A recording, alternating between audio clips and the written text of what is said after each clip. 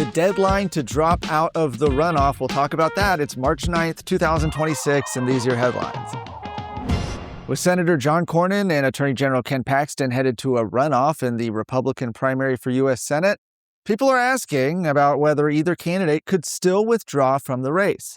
The issue, of course, gained big attention after President Trump posted on Truth Social last week that he plans to make an endorsement and suggested that the candidate he does not back should drop out.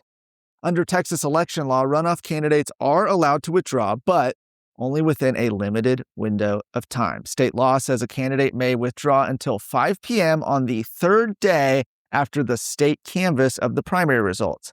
The Republican Party of Texas is scheduled to complete its canvass on March 14th, meaning any withdrawal would have to be filed by the evening of March 17th. If a runoff candidate withdraws, the remaining candidate automatically becomes the party's nominee, and the runoff election is canceled.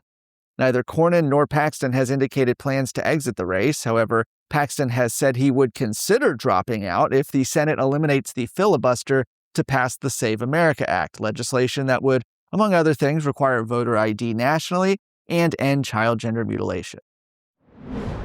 Speaking of Attorney General Ken Paxton, he's investigating Austin Independent School District over a potential violation of Texas's Women's Privacy Act. According to Paxton's office, a complaint alleges the district allowed men into women's-only spaces inside school facilities. If confirmed by this investigation, that could violate Senate Bill 8, which prohibits biological males from using restrooms, locker rooms, and other private areas designated for women in government facilities, including public schools.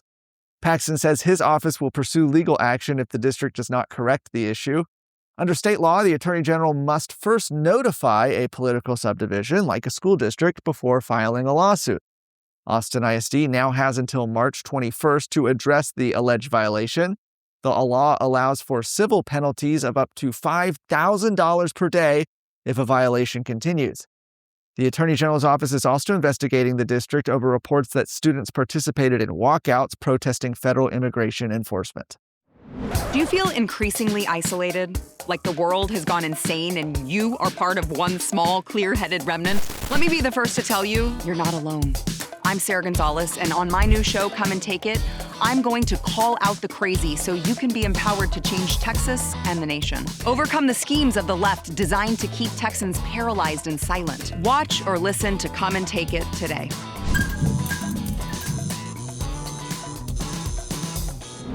Governor Greg Abbott has directed Texas health agencies and public university systems to review potential cybersecurity risks linked to certain Chinese-manufactured medical devices. The order comes more than a year after federal regulators warned that some internet-connected patient monitoring equipment made in China could contain vulnerabilities allowing unauthorized access to patient data.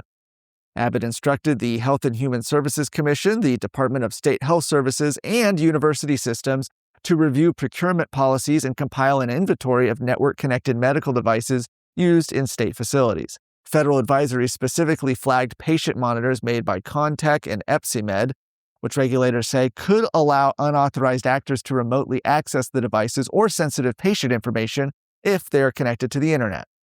State officials must submit their findings to Texas Cyber Command and report recommendations to the governor's office by mid-April. Abbott says the state must ensure medical systems are protected from potential surveillance or cyber intrusion tied to foreign technology. For more of today's stories, go to TexasScorecard.com.